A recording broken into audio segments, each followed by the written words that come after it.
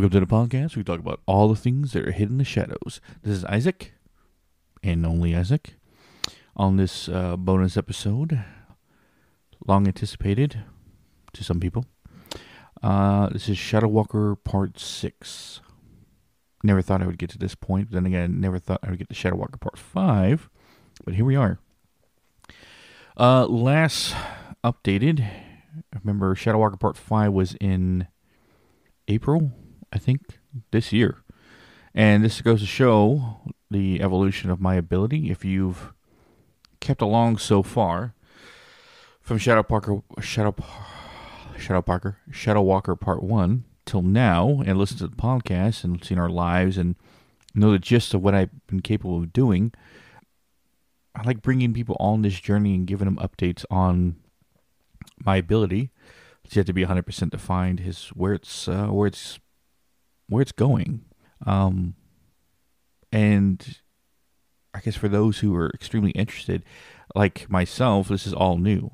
And I always had a thought in the future, if there is another person like me, I always thought, like, do I write a book? Do I leave a journal or kind of something like that? Well, this is kind of like a journal. This is for those who are after me to listen back and get the idea of what I was capable of doing and what they might be capable of doing in the future. But I don't know. It's just, this is an ability, like I said, like not a lot of people have heard about. There are some things like it, but not a lot. And if this is your first part listening to Shadow Walker Part 6, why would you listen to the sixth movie? Watch the sixth movie without watching the five prior. Sorry, it's late. My words will be all mumbled. But last we talked, Shadow Walker Part 5, my ability evolved to a point where my tendrils, or the strings that leave my fingertips, could electrify. And in so electrifying, when I grabbed an entity, I electrified them like I was tasering them. That ability has evolved 4 or 5 times since then. So I'll get into that, of how new elemental attachments to my tendrils have gotten to that point. And we talked about how I could pull through phones, like FaceTime or like Instagram voice message, just like FaceTime messaging and stuff like that. Instagram, video calls. There we go. So I was looking for video calls. Pulling through the phone, if I can see it in real time, I can reach through and pull it. Right. I'll talk about how that's updated. And how the mind forest, the subconscious part of everyone's mind, where they hold and almost bury all their negative emotions, thoughts, trauma, all that stuff is buried in the subconscious part of mind that I call the mind forest, because it looks like a forest to me. And all that junk takes form in certain kind of entities. Sometimes intruders go into these mind forests. People who are being oppressed, usually get intruders. Or maybe attachments. Those happen as well. But I'll talk about how the evolution of the mind forest has been going along. But first, I have a new name. So now I have 6 names, 6 titles that I've earned over time. Refresher. First is Earthshaker. Second is War Shaman. Third is Odinstranger. Fourth is Shadow Walker. And then fifth, Ashwalakanta, the Reaper of Souls. And my new name is what the entities call me, what demons and dark entities have called me. They've never called me Shadow Walker. They've never called me Ashwalakanta. They've never called me even Isaac. They have called me multiple times Order Keeper. So that is my 6th name, Order Keeper. On several occasions, I've had an entity call me that, or different entities call me Order Keeper, especially the ones that are already in the ring. But yeah, new name, new title, Order Keeper. So that's something new for everybody to know. But so the pulling through phones, part of my ability, where my tendrils are able to reach through someone's phone, like folding 4th dimensional space, and I can reach through. I have so far have helped 18 home cases with oppression cases or attachments. 18 families, 18 people I've helped so far. So yeah, I've racked up the numbers. And so far I'll say my kill count, my capture count in my ring has gotten up there. Let's say that. But one thing that I added on or figured out how to do is spin my tendrils. Because in the early days, if you go back to Shadow Walker Part 1, I used to think that my pulling ability was like an absorption, like a vacuum. Like I was sucking the entity into my hand, and then I had it, and then I could, filter it or transfer it to the ring. But that wasn't true. What I did find out is that I have strings of energy that leave my fingertips, like extensions of my hand, wrap around the entity like a boa constrictor, condense the energy, and pull it towards me.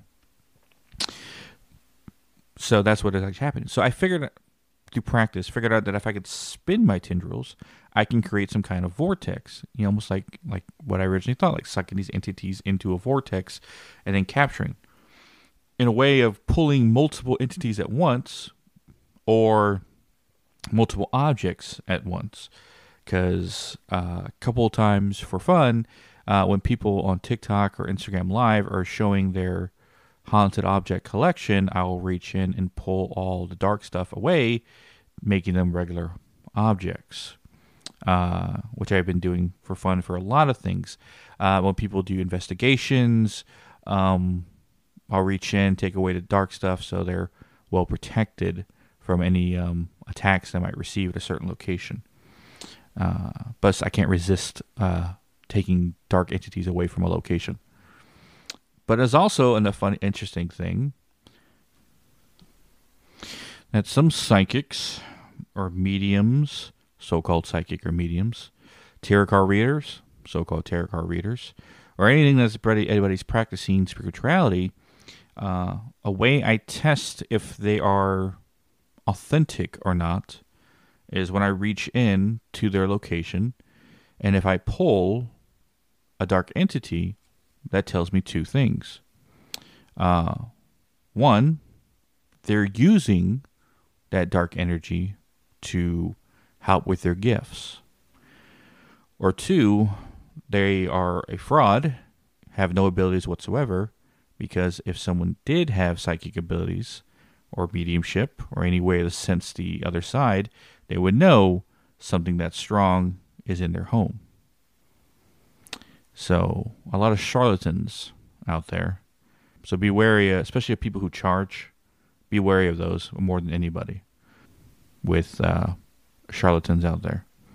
But on this ability of pulling through the phone, I've learned something that I can do is absorb the elemental abilities of some entities.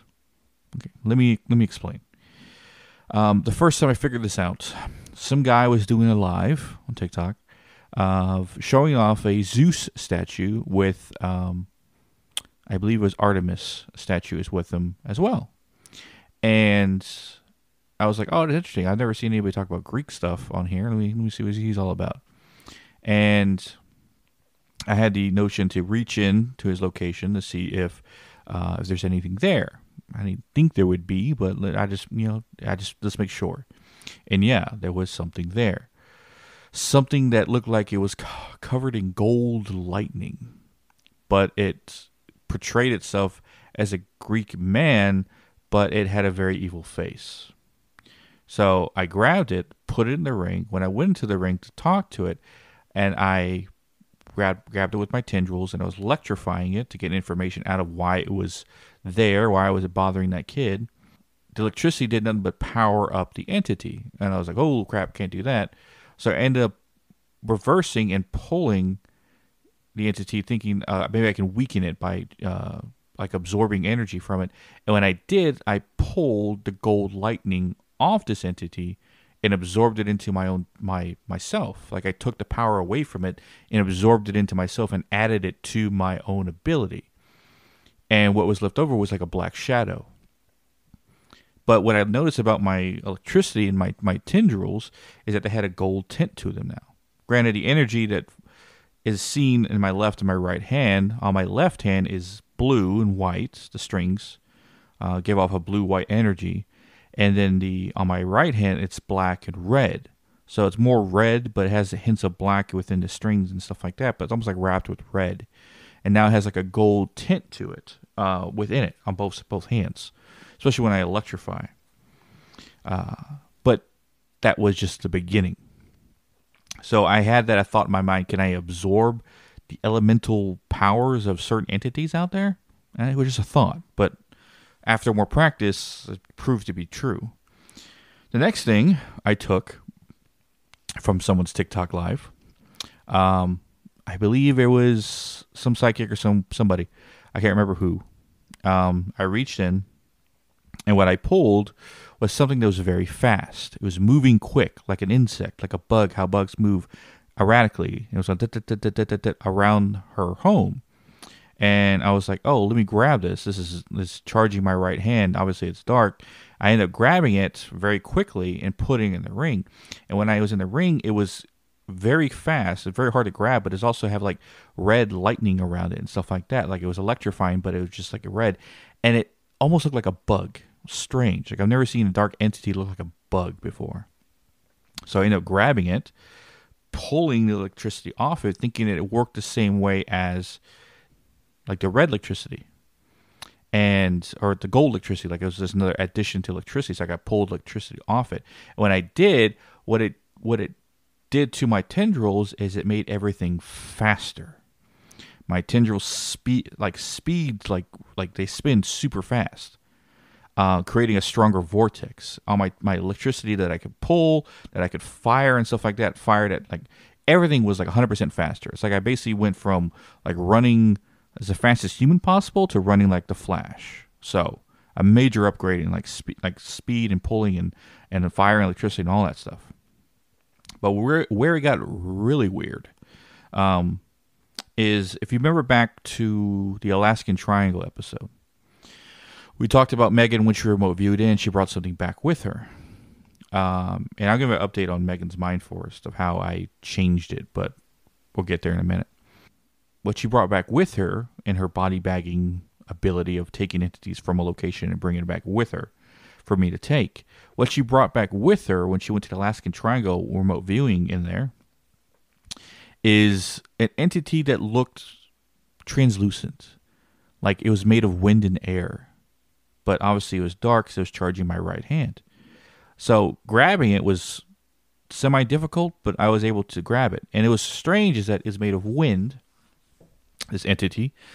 But I ended up, it looked to me like a long white cloak with a white hood, a Native American face, but with black eyes. And the top of the hood, it looked like it had like bison horns almost. Strange. But when I grabbed the entity and I pulled the air ability from it, or wind, and pulled it and absorbed it into myself, my tendrils, when they spin, it was like a red tornado in my hand.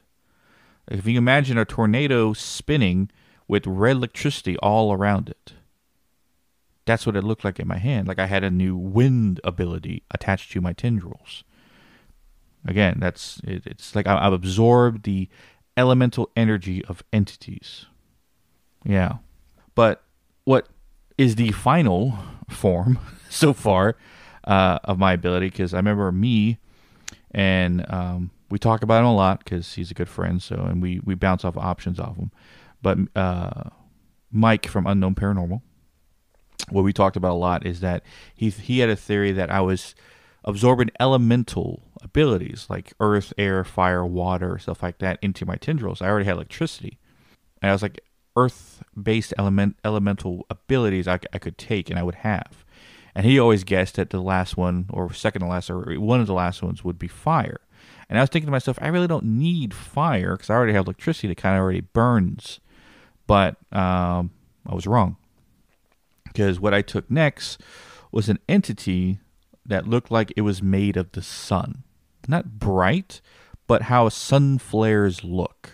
almost. Like it was like, I would say, made of lava, but like not fire particularly, but like how a sun flare looks. And that's why I thought the sun. It was granted it was bright, but it had more of a dark, like almost like we call it a sun when they lose their light, when they basically become a dwarf, like a dwarf star. There you go. That's the word. Like a dwarf star. How it's like, it's kind of bright, but you can still look at it, I guess. But when I pulled the elemental energy off it after putting it in the ring,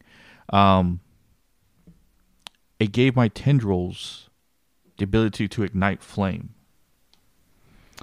So electricity, fire, and wind all together pulling an entity in. So not only can I electrify an entity if it wants to put up a fight, I can pull it towards me with the tornado level winds, or I can set it ablaze, or all three at the same time. So a fire tornado that's electrified at the same time can spin in my hands. Yeah, definitely getting OP over here. But yeah, it's strange. It's like I can absorb the elemental power, the energies of entities. And he was thinking eating water next. I was like, let's see how I can cause damage with water, but then he gets like drowning. But I don't know, just it feels like unnecessary. Like I don't think that's what I'm gonna need, or even the earth. Like what I'm gonna do is pound it to death. I don't know. But besides the absorption of elemental abilities in my tendrils, what I figured out, and this is really, I mean, granted, everything I've talked about so far in the Shadow Walker series has been strange, but this one is really, really strange. Is that in one of our investigations, an entities I noticed would stay out of my range just enough for me to kind of feel where it is, but not grab them. So the thought came to my head, or at least maybe it was told to me by my spirit guides, but if I can grab the space around where the entity is and pull their space towards me versus grabbing the entity, and then when I have them close enough by pulling the space that they're standing in towards me and grabbing the entity and releasing the space back to where it goes, then I can grab the entity regardless of how far it is, if I can just kind of feel it. So one of these times I reached in, or at investigation, I grabbed the space that the entity was and pulled it towards me. And what it looked like, and I always use movies to describe because that's the best way I can give anybody imagery. If anyone's ever seen the movie Jumper with Hayden Christensen, there's a scene where the other jumper that he becomes friends with, or semi kind of friends with, who has like his own little base inside a pyramid and is like a rebel. Like he really wants to kill the agency that's all about trapping the jumpers or killing the jumpers. There's a scene where he's fighting Samuel Jackson's character, and he is in the one end of the pyramid and Samuel Jackson's at the other end, and he basically jumps towards him, like powering himself up. So it's like choo choo choo choo choo choo choo, and then boom, he hits Samuel Jackson with like a super punch or something. But when I grabbed the space, by the way, if you know what the hell I'm talking about, go back and watch that movie. It was all right. I kind of liked it. I liked their whole teleporting thing. Kind of make it look cool. Anyway, when I grabbed the space around the entity, that's what it looked like to me. Like it was like doom doom doom doom doom. Like it was getting that. Like it was like I could see it, I can't see it. I see it, I can't see it. I see it, I can't see it. As it was getting closer to me, and then I was able to get close enough I could feel the entity, and I let go of the space, but before grabbing the entity. And what it looked like is that the space that it was standing in just moved back. So it's like almost like I grabbed a room of a house, pulled it towards me, grabbed the person inside, and let go of the room, and the room kind of just like snapped back into place. Yeah, that's another good way to describe it. It's very strange. I only ever use it on occasions, but folding space, that's something I'm doing now. Yeah, I know. It's with my ability, it's like I said, there's not a lot of things I can't do, or there's a lot of things I can't do, but it seems like it's getting stronger with certain things. And again, trying to figure out exactly what it is, exactly where it's from, is still the mystery.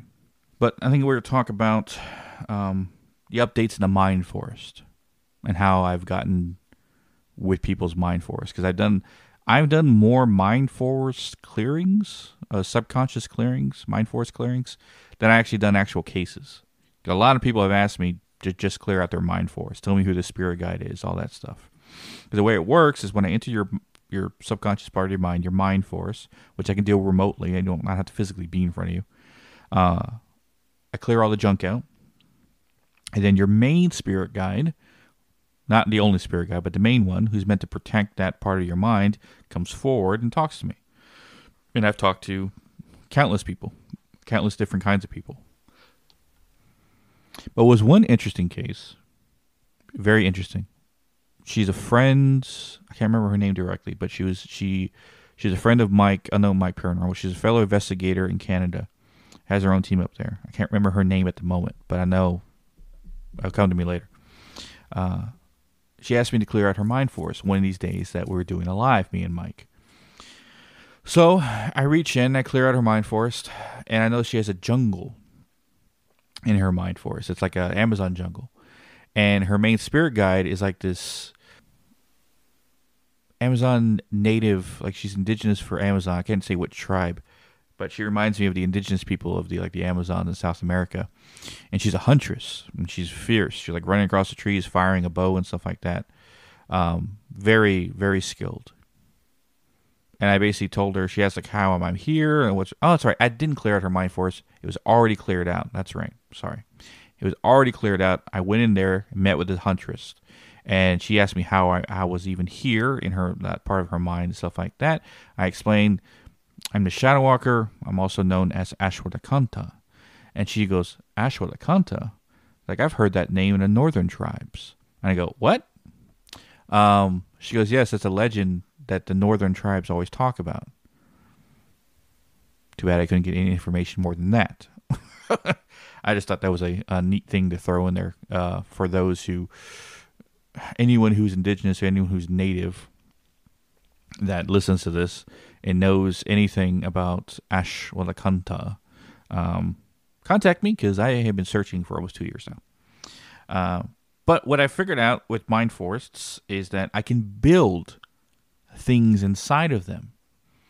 I've done it with Megan multiple times already.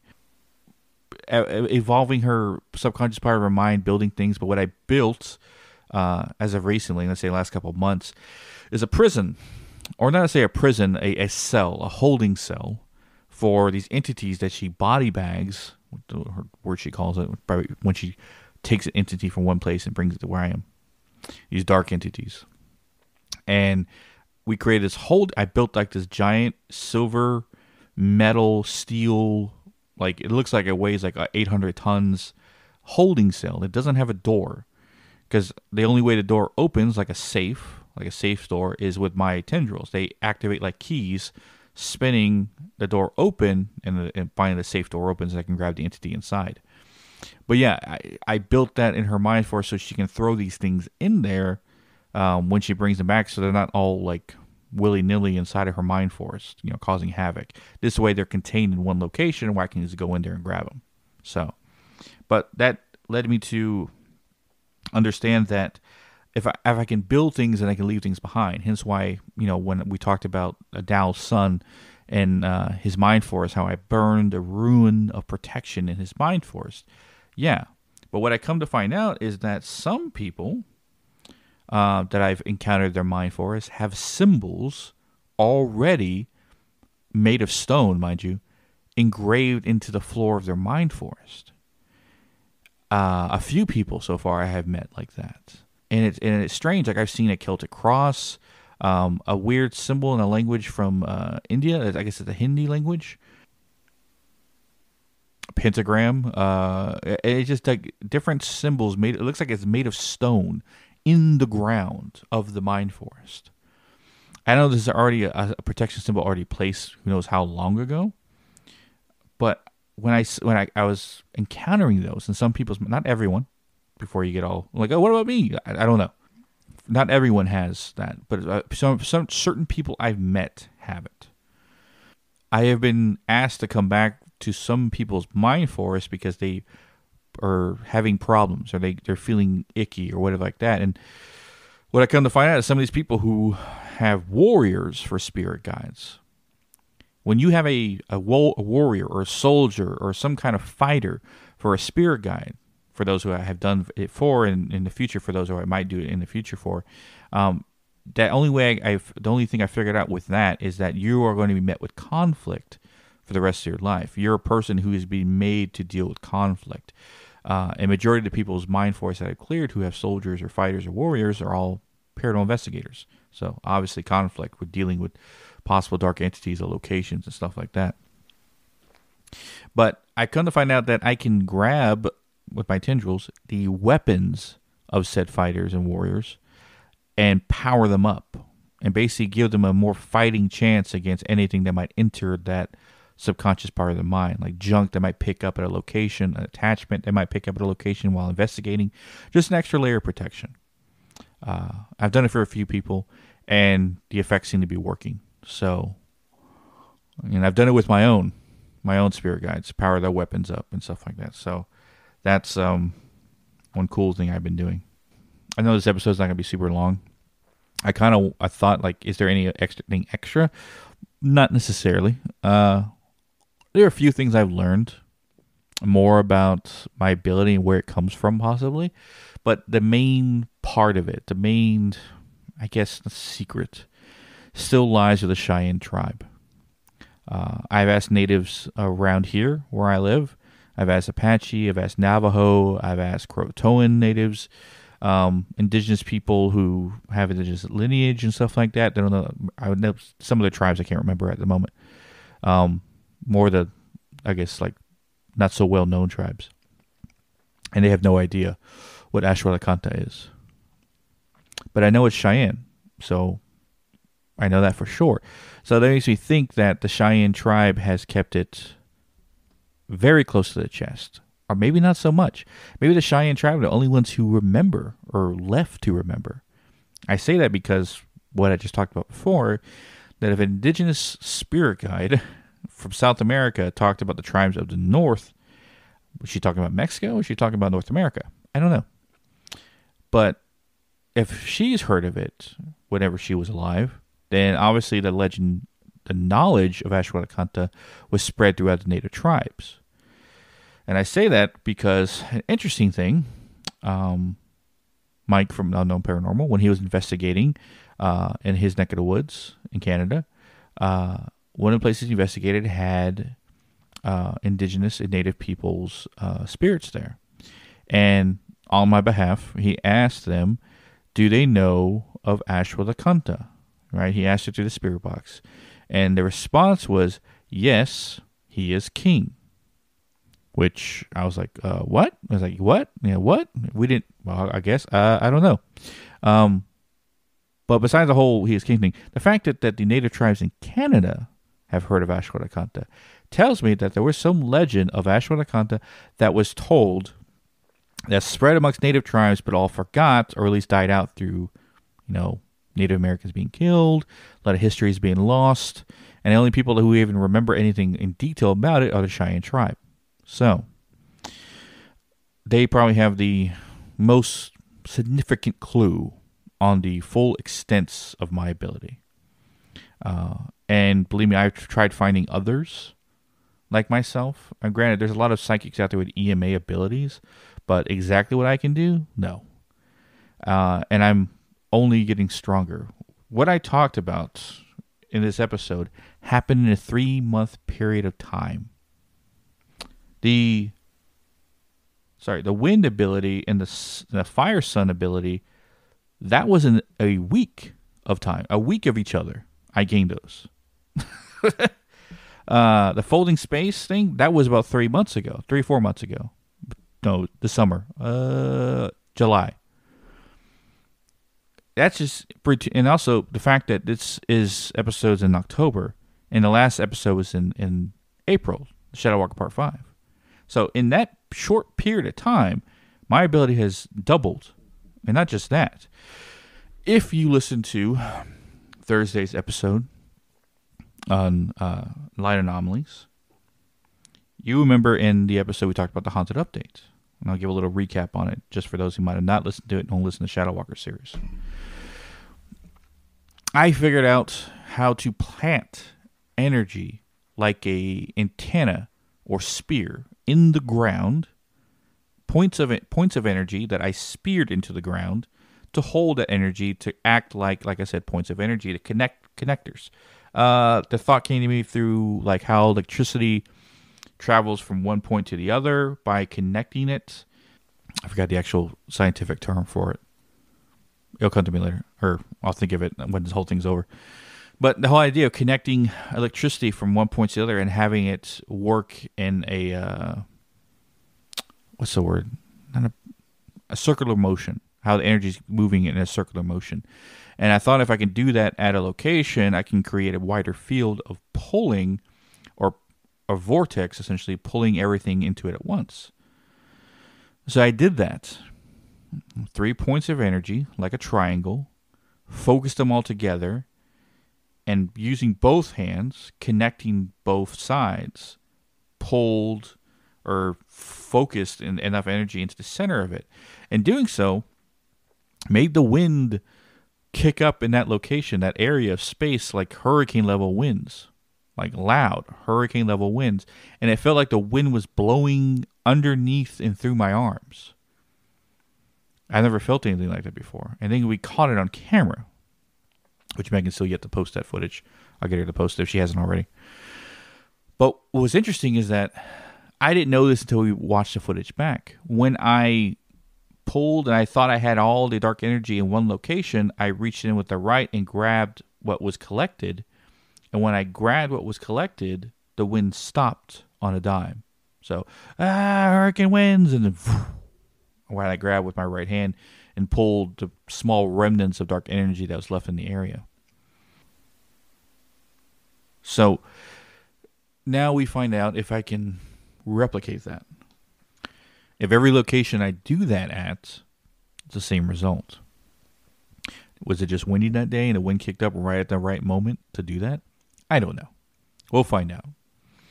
We'll find out when next time I do that. Okay, it's not just the wind. It's not just coincidence. I'm actually doing this every time. We'll find out. But no, I was saying this is a shorter episode and stuff like that because, like I said, between 5 and 6, episode 5 and 6, it's like less than half a year, less than 6 months almost, less than 6 months that I've gone from what you heard in Shadow Walker Part 5 to what you hear now in Shadow Walker Part 6. To me, it feels like years, but no, it's only been months. And my tendrils now can spin, electrify, speeds or move super fast, and ignite on fire and create wind of a vortex that can pull multiple objects at once, or multiple entities at once, clearing out someone's mind forest in one pull instead of each individual entity, or pulling an entire wall of haunted objects, which I've done before. But yeah, it's this journey of figuring out Ashwada Kanta, the Shadow Walker, Order Keeper, all my names, what exactly who I was before in past lives, or what I'm capable of in the future. This is what a Shadow Walker series is all about. I'll give updates on my ability because I know some people are interested in it. But I guarantee I'm going to have a Shadow Walker Part 7, and who knows how many more I go to. I never thought my life would be like this, essentially, but I've been given an ability that can, turn the tables in this war against evil entities and stuff like that. And I'm not going to sit on the sideline and do nothing. I'm going to be the conqueror of dark energy in the world, if I have to be, which most likely is going to be anyway. But look forward to Shadow Walker Part 7, whenever that comes out. Hopefully by next year, if I don't have a major upgrades of abilities in the next couple months before the year is over. I think that covers it for today. Look forward to our Bigfoot episode coming out next week. I don't know when. I think hopefully middle of next week. Yes.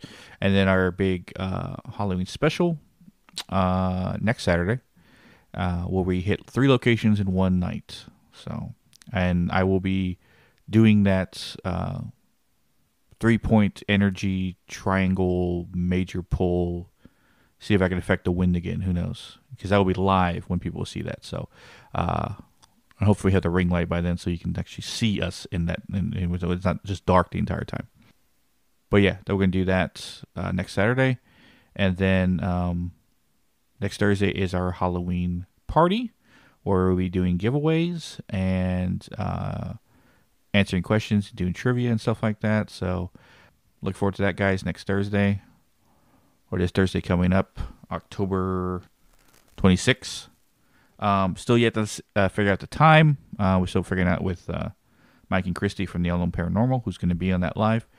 Still figuring out the time because they're 3 hours behind us, so we gotta work with their time. But look forward to those events coming up, and we'll probably have more announcements and stuff like that on our Instagram. As speaking of which, as always, guys, you can catch our social medias at Hidden in the Shadows Podcast on Instagram, Hidden in the Sha 6 on Twitter or X, Hidden in the Shadows Podca 2 on TikTok, or links to all of social media and all ways you can listen to us at hiddenshadowspodcast.com. Also, our paranormal team, Hidden in Shadows Paranormal. You can reach us there as well. If you guys are dealing with any oppression cases, attachments, dark things, haunted objects you need cleared out, get rid of, feel free to contact us. We do everything for free. We never charge anyone any for anything. If you want me to go on an investigation with you at a location that you need cleared out, FaceTime video call with me, I can take care of for you in real time. Something I never thought about mentioning before, but I guess I should now. Yeah, if you have an investigation you want me to go on to make sure nothing bad happens, just bring me in. No big deal. Or if you guys need mind clearings or whatever, you clear out your mind for us, just give us a call. Contact us on Instagram. Messages is the best way to get hold of us anyway. Or email us to the website. Either way.